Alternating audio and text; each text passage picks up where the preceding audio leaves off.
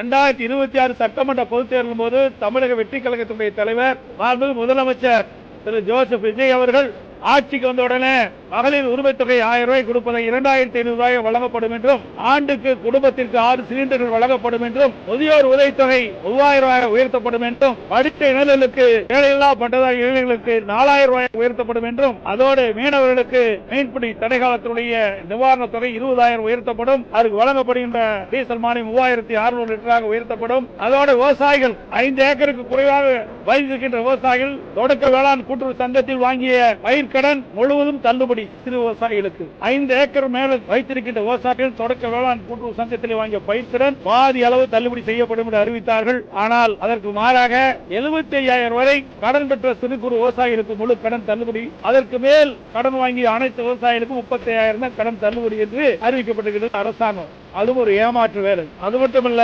அனைத்து குடும்பங்களுக்கும் 25 லட்சம் ரூபாய் மருத்துவ காப்பீடு திட்டம் கொடுப்போம்னு சொன்னாங்க. இப்படி பல திட்டங்கள், நிறைய திட்டங்கள் அறிவிச்சாங்க. ஆனா அந்த திட்டங்கள் எதுவுமே இந்த பட்ஜெட்ல இடம்பெறல. அது அறிவிக்கப்பட்ட கொடுக்கப்பட்ட வாக்குறுதி எதுவுமே பட்ஜெட்ல தெரிவிக்கவில்லை. புதிய திட்டமும் எதுவும் இல்ல. எல்லாம் ஏற்கனவே இருக்கிற திட்டத்துக்கு பெயரை மாற்றி ஸ்டிக்கர் ஒட்டி அறிவிச்சுதான் இந்த நிதிநிலையில பார்க்கப்படுகிறது.